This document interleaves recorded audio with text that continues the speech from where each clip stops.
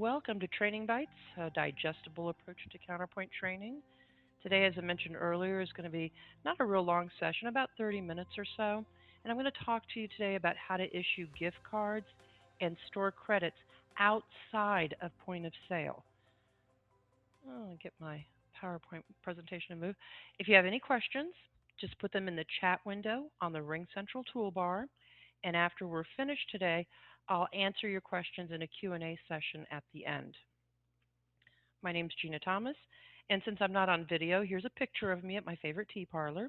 I'm the training manager at C&K Systems. You have a customer service related issue, and by that I mean you have an unhappy customer and you want to make them happy. Well, one way you can make the customer happy is to give them a gift card or a store credit that they can use in the future. The dilemma is you don't want to take money out of your pocket to buy the gift card at point of sale or to process a return to issue a store credit. So that's where gift card and store maintenance comes in. That's the answer. That's where you can actually invent these without money exchanging hands. Another good use of the gift card maintenance or the store credit maintenance is for charitable contributions. So a charity comes to you, maybe they're having a silent auction and they would like you to donate something. Well, you can just issue one of these gift cards without having to pay for it. So today I'm going to teach you how to issue gift cards and store credits outside of point of sale in system maintenance. I'm also going to show you how to run reports to view activity and also how to close gift cards and store credits. So if you use like plastic media and you want to recycle the plastic media, you'll be able to close out the gift cards and reuse that media. Now, speaking of media, Counterpoint doesn't care if you have paper or plastic. It can't see. But a lot of people like the plastic with their special artwork on it, and that's great. So if you do want to use plastic, my recommendation is that you order your cards from Card Marketing Services. I know that anything Card Marketing Services sells you is going to work in Counterpoint without testing. If you decide you would like to go to a different vendor, that's fine, but don't buy a million. First of all, you want to make sure that the new vendor can provide a card with a barcode that's scannable, so you can scan it with your point of sale scanner. And then you want to get a sample so that we can test it in Counterpoint and make sure it's compatible before you decide to order in bulk. Just some general information about gift cards and store credits. The nice thing about gift cards and store credits in Counterpoint, whether you issue them through point of sale or whether you create them through system maintenance, is that the balances are stored in Counterpoint.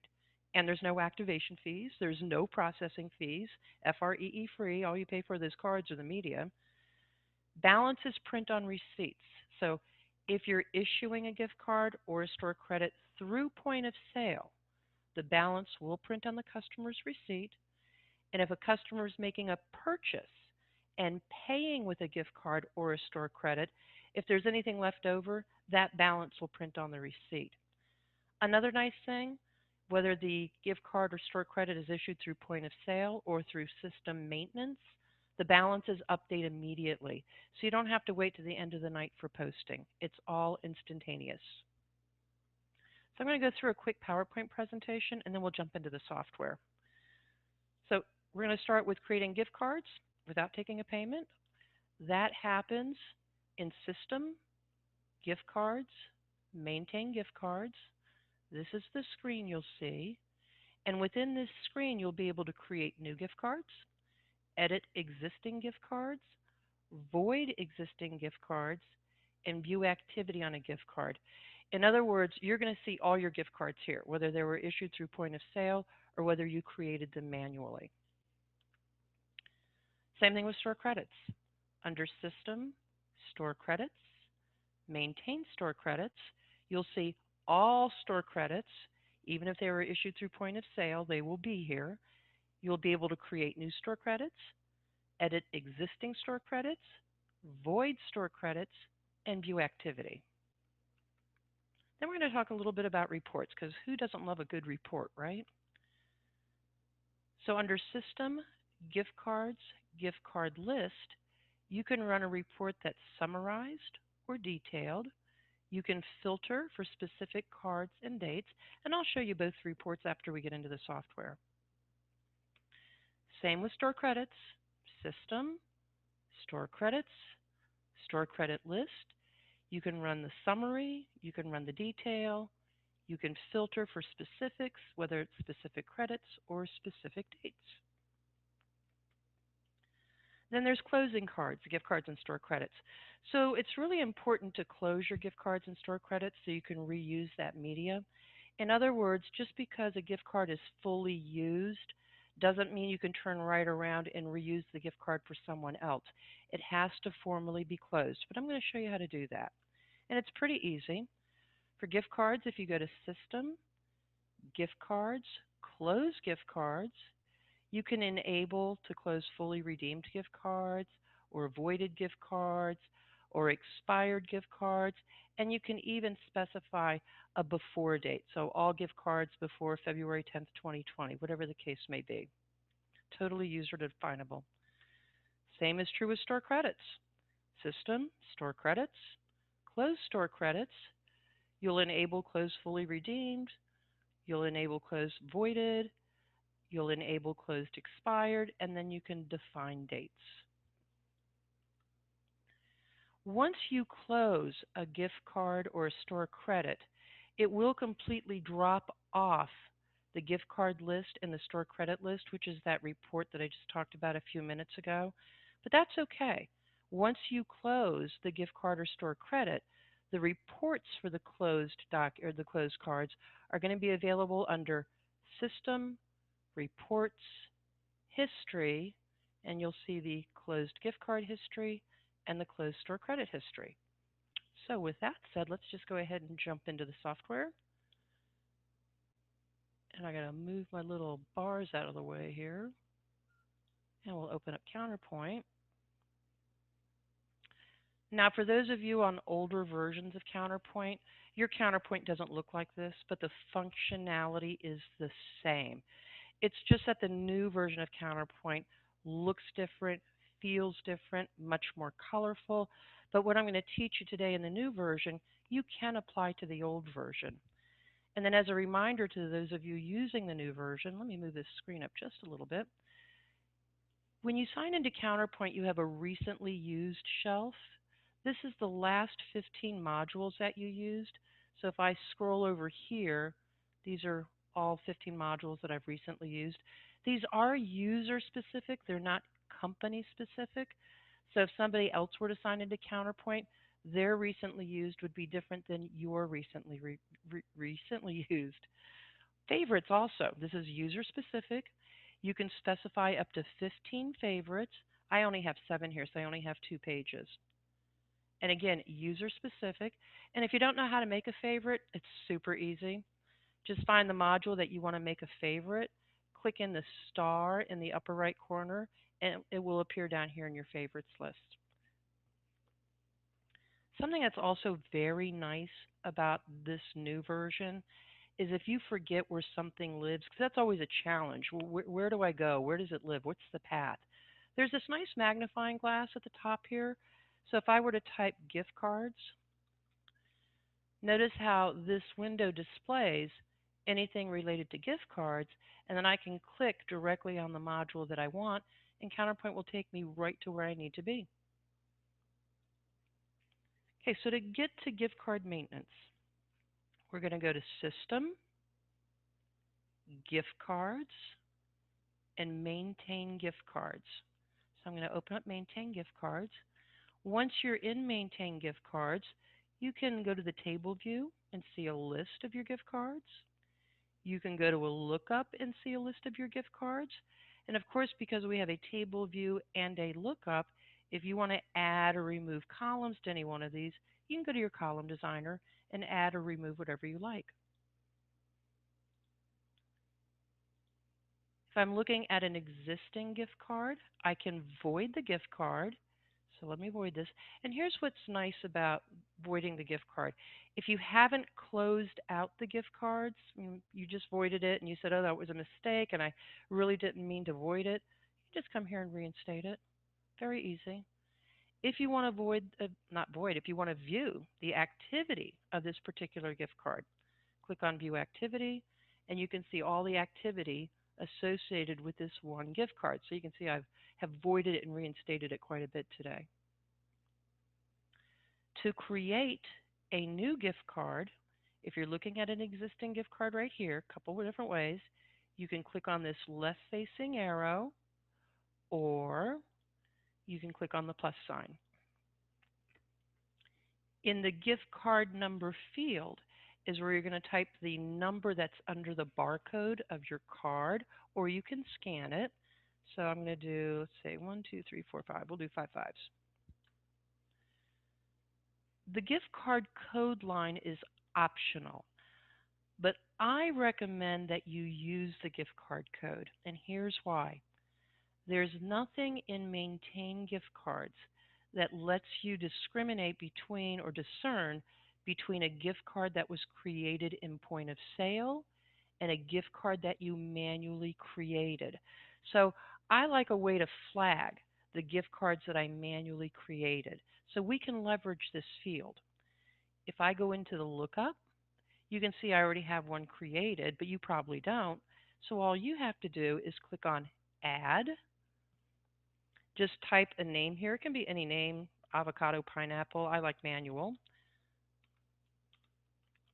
I'm going to press enter. Now, I already have this, so everything's populating automatically. But when you create it from scratch, you'll have to give it a description because it's a required field. You'll need a selling description because it's a required field. And you'll need account numbers. If you integrate to an accounting program, you're going to use your accounting numbers that match the accounting program for gift certificate liabilities and also for forfeited gift cards. If you don't integrate to an accounting program, you still have to populate these fields because they're required. So the default account for liabilities and redemption is 2090. And if you forget that, it's an easy fix. You can just come in here and do the lookup, and you can just type gift, and Counterpoint will say, oh, well, gift card liabilities or gift certificate liabilities is 2090.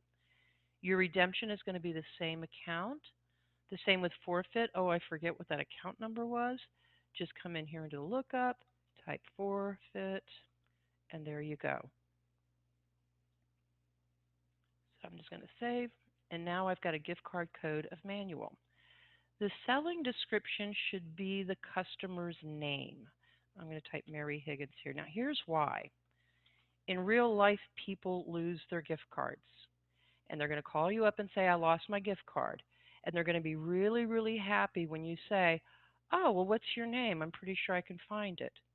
So the only way to do that is to make sure that selling description has someone's name on it. The issue date is optional. The expiration date, you need to check with your local state laws. Some states do not allow you to set expiration dates on gift cards or store credits. My go-to is to make them always valid. The issue to is to select a customer. So I'm going to go ahead and select Mary. And there she is, all nice and convenient there. Now you might be asking yourself, well, why would I make Mary Higgins a selling description if I can select her down here? Here's why. If it's a lost gift card and you need to find it through point of sale, when you go into the lookup, you'll only see the customer number and not the name. And most customers don't know their customer number. So just play it safe, put the name on the selling description, and also select the customer. You'll need a store. Station and document number are optional. You'll need an amount. Now watch when I type in the original amount here, it automatically populates the current amount. But when I press tab or enter, it wipes it out, so you have to type it in a second time. I don't know why it works that way. You'll need that liability, redemption, and forfeit account. And again, if you don't have an integration to an accounting program, the default is 2090 for liability. It's 2090 for redemption, and it's 8510 for the forfeiture. And then once you're done, that's it. Nice and fast, nice and easy. You just save. And now this is available right now at point of sale without any further action. It's all automatic. If you want a report of all your gift cards, and again, this is all gift cards, not just the ones you created here and maintain gift cards. You click on gift card list. You can run the summary version of the report or a detailed version, and you can use this gift card tab to filter for specifics. But I'm going to leave my filter blank so I can see everything. I'm going to come down here to preview, and you just get a nice summarized version of the report. Now notice I have the name Bill Baker here, which I can see on this report just by virtue of selecting his customer record, but I will not be able to see this through point of sale. Notice the selling description is just a generic gift certificate. So if I were trying to look up this gift certificate or gift card at point of sale, this is all I would see would be gift certificate, the current amount, and the original amount. And if I go to the last page, there's all my totals. Now I'm going to run the detailed version of this report. And the detailed version is going to give you activity on the gift card. So when I run the detailed version, in this gray area is the summary. And then down here in this white area, this is all the activity associated with this one card. And if I go to the last page, I see my totals. So pretty easy. To close out a gift card so I can reuse the cards, when a customer completely uses up a gift card, they're expensive. It's not inexpensive to get your artwork done and buy that media. So if the gift card is still in pretty good shape, you could have like a little recycle box there. So when they completely use up the gift card, they can put it in that recycle box. But then you periodically have to come in here and to close gift cards and close them out. So I'm going to click on Close Gift Cards. Now, I closed out mine earlier this morning in another session, but so we won't have anything to close, but you just enable these switches. You can pick any date ranges that you like, and then just click on Proceed. And of course, I closed mine out this morning. Now, once you close out the gift cards, you will no longer see them in this gift card list. They drop off. So if you do need to see your closed gift cards, you're going to come over here to Reports. You're going to come over here to History, and you're going to click on Closed Gift Cards. You're going to have the same options, Summary or Detail, and the opportunity to filter for specifics. I'm just going to go ahead and preview. So here's a list of my closed gift cards. Now, one other thing that's in your gift card window is Edit Gift Cards. Edit gift cards is just like maintain gift cards with one difference. It's less flexible. Edit gift cards is more protected than maintain gift cards. And you can't create new gift cards under edit. You can only edit. And what you can edit is limited. Now you can still go to the table view and look at a list. You can still go to the lookup and see a list. You can still customize these lookups and table views. You can still void and view activity. But you'll notice if you look here, the issue date is protected, document and amounts are protected. So there's limited things you can do and edit gift cards. Next, we're going to do store credits. So it's the same path: System, Store Credits, Maintain Store Credits. And you're going to see a lot of similarities here. So I'm going to click on Maintain Store Credits. And just like with gift cards, I can come to the table view and see a list of store credits. And this is all store credits issued at point of sale or manually created. I can go to the lookup and see all the store credits. And again, I can customize my table view and my lookup.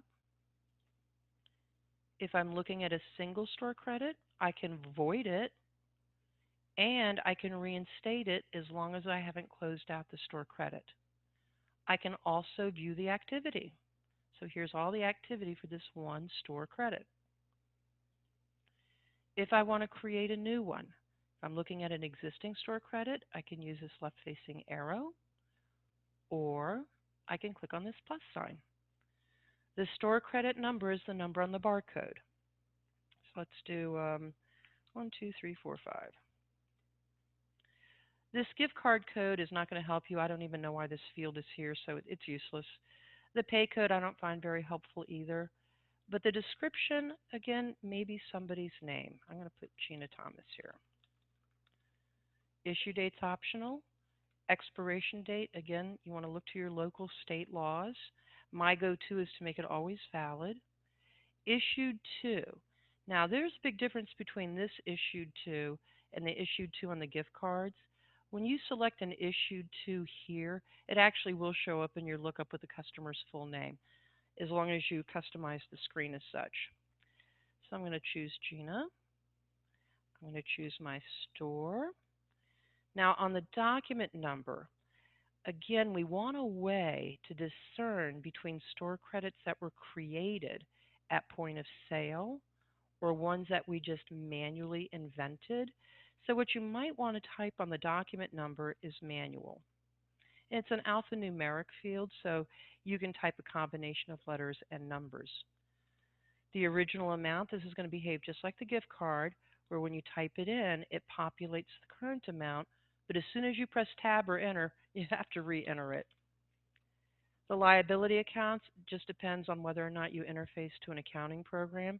If you do, you want to use your specific liability and redemption and forfeit accounts that you have defined in your GL. But if you're not integrated to an accounting program, you can just use the 2090, 2090, and 8510. It just doesn't matter, but they have to be populated. Then when you're done, you save. And as soon as you save, this store credit is available at point of sale. If I want to see a list of store credits, I'm going to click on Store Credit List. I can run Summary or Detailed. I can filter for specifics, but I'm just going to run everything because I don't have that many. So here's a list of all my open store credits.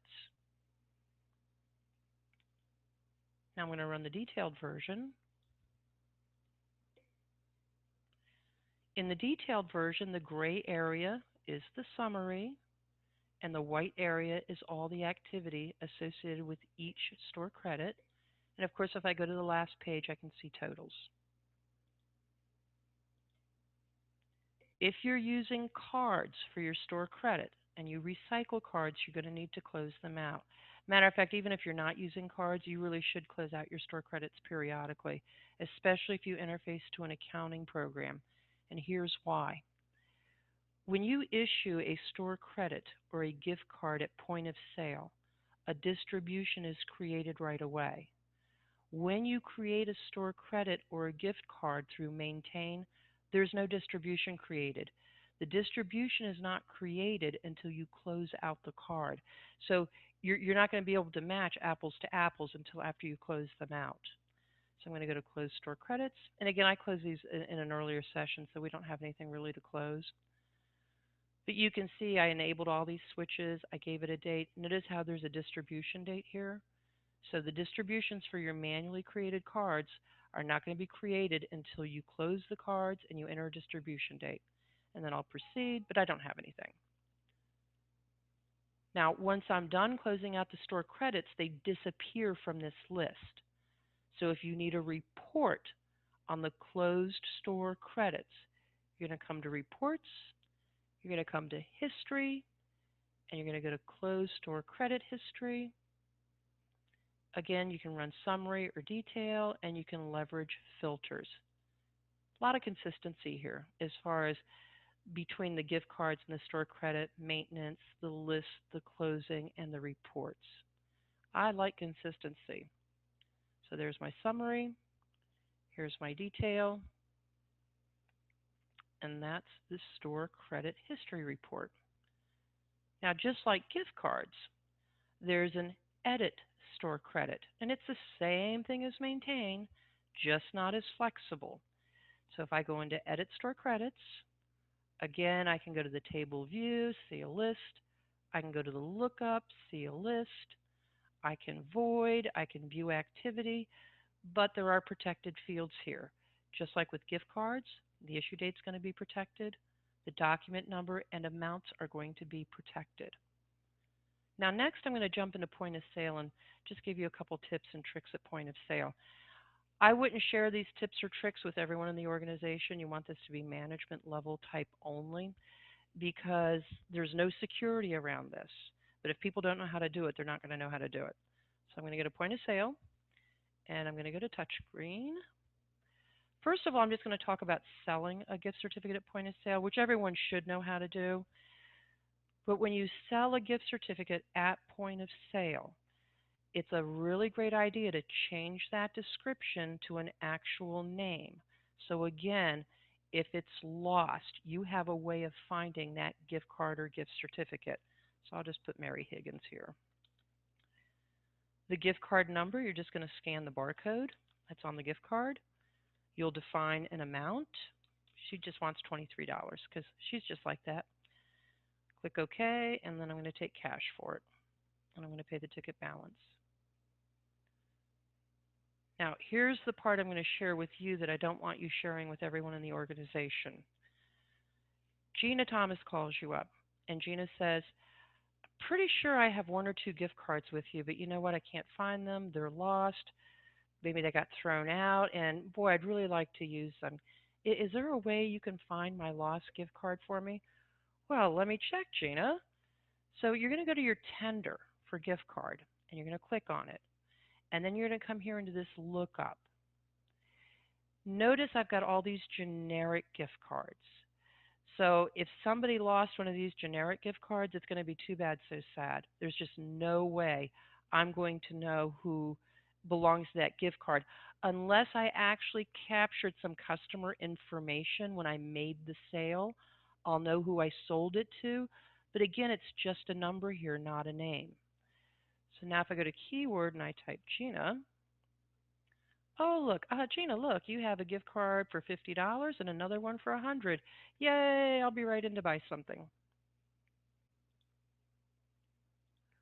When it comes to issuing store credits, and everyone in the organization should know this, it's typically because you're doing a return. I strongly recommend when you're doing a return, you have a customer name on the return. And that's for a couple of purposes. One, to locate lost store credits, and two, for auditing purposes. You should be calling these return customers and make sure they had a happy return experience at your store.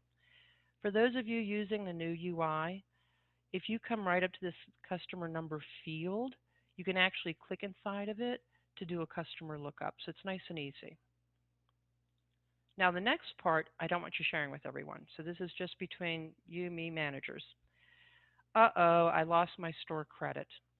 Well, if you just come down here, this button here is for tender and issue. I'm going to click on store credit. I'm going to go into my lookup. You need to column design to add a name. So you could add the customer name here just by going to options and column designer. Just put name over here under visible columns.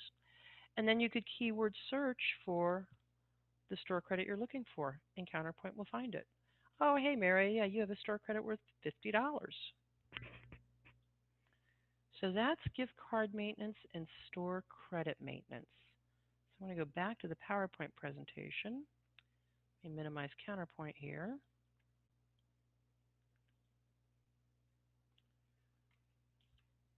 So your takeaways today, you should know how to create gift cards without accepting payment, how to create store credits without processing a return, and how to report on, close, and reuse the media if you're using the plastic media. So before we go to Q&A, we really love when you share your feedback. How did we do? Maybe you have suggestions for future topics. You're going to get a recording from today by the end of the week, at the latest early next week.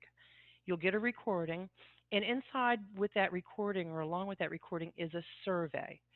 You can be totally anonymous during the survey. As a matter of fact, that's the default, to be anonymous. I believe it's just 2 questions. How do you rate it, and what would you like for future topics? So it's really easy.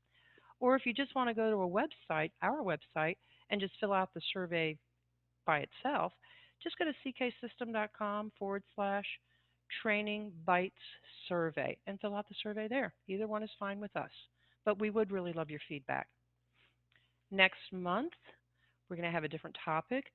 Usually we do these webinars on the first Wednesday of the month, but in July, the first Wednesday falls on July 1st, which is going to course, course be right in that same week as a holiday. So we're actually going to do this webinar the second Wednesday of July on July 8th, and it's going to be fun. It's going to be how to customize, save, and recall views, lookups, and filters. This is a Training 101 session. It's something I usually teach on day one training, but that information tends to get lost over time. So this is a great refresher course. I'm also going to cover things in customizing that I don't typically cover in Training 101, like justifying column headers and justifying text and color coding within your table views and your lookups. So be on the lookout for the email. I hope you'll join me next month on July the 8th. And with that, I will take questions as soon as I find my chat box. There it is. Oh, I have it. I have a question right here. And very informative. Thank you. Thank you. I really appreciate that compliment. Thank you so much. Any other questions? I don't see any. I'll just wait a minute. Here. Let's see. I got a raised hand. You can unmute yourself. Okay. Hi, Gina. This is Awilda from the Transit Museum. Hi, Awilda. Good to hear from you. You're always a great teacher. Thank Um, you. I I have paid I paid her to say that, by the way, everyone. a no, it's all truth. It's all truth. So you said the system makes no difference if it's a paper gift card or um, if it's a barcode, as in the plastic. Let's Yes. just say let's just say for instance, the museum decided to make paper gift certificates and have them all numbered. I would then enter that number Yes. into the Yes, okay. exactly. Whether you're selling it, you could enter that number, or whether you're creating it through system maintain, that's what you would enter on the gift number line. Okay. And then I know this is weird, but taxes. This is money pre-tax, correct? Gift cards by default in Counterpoint do not get taxed unless we go to a tax rule and say tax the gift cards. Typically, in Okay. most states, they're not taxed. And Matter when of they're fact, used, I have yet to meet a state that taxes gift cards. okay. And when they're used, um, it would apply to the total balance, not That's correct. And remember, when they're used, it's just a form of money. It's like somebody giving you cash, except it's in the form of paper or plastic. And if you have a $50 gift card, but the customer is only spending $10, then there's a control that I usually set. So I know this control is set for you. That if you have a $50 gift card but a $10 purchase, then when you click on gift card to tender, it's only going to use up enough of the gift card to satisfy the $10 and then just have a remaining balance on the gift card. Does that answer your question, Awilda? yes, yes, very Yeah, much and I so. know you're configured that way because you started with me, and that's how I configure everybody. Now, in the situation where the customer spends more than the gift card's worth 50, but the customer spends 60, then Counterpoint will use up the entire gift card, and it'll say there's an amount due of $10.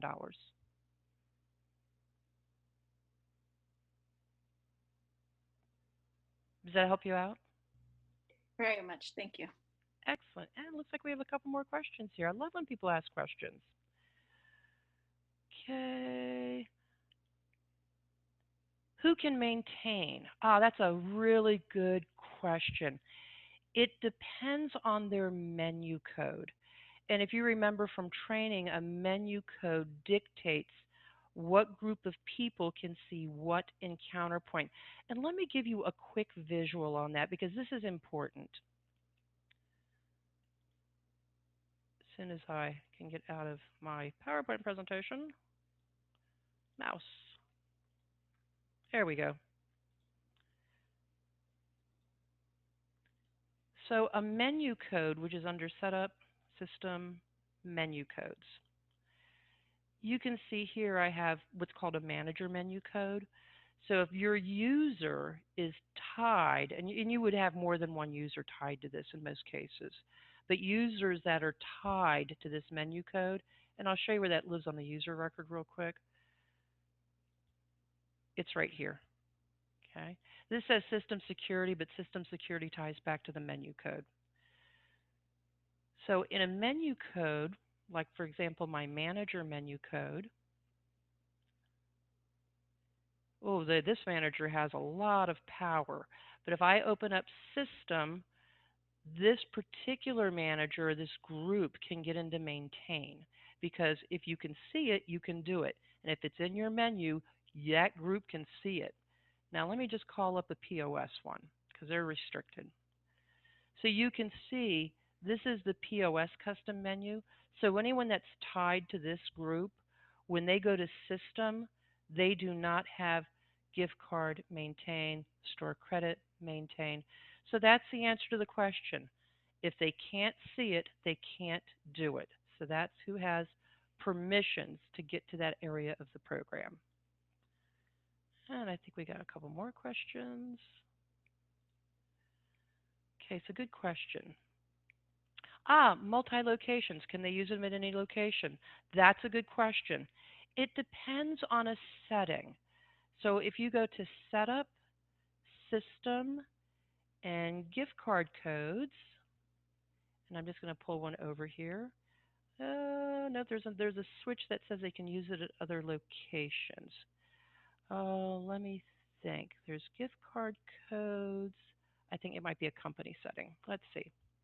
That's where it is. It's a company setting. So setup system company, gift cards, always valid, must valid. Oh, here it is, valid at other stores. So there's the answer to that question. Now, if you worked with me, chances are, and David, you have worked with me a lot of times, chances are I already have that set up for valid at other stores because that just makes sense. I'm sorry, you got that at Orangeburg. You can only use it at Orangeburg. That might make people mad. Okay, does gift card payment need to be enabled? Wildar, are you asking if you have to have a tender for the gift card? Because the answer to that is absolutely yes. But that's not whether it's enabled or disabled.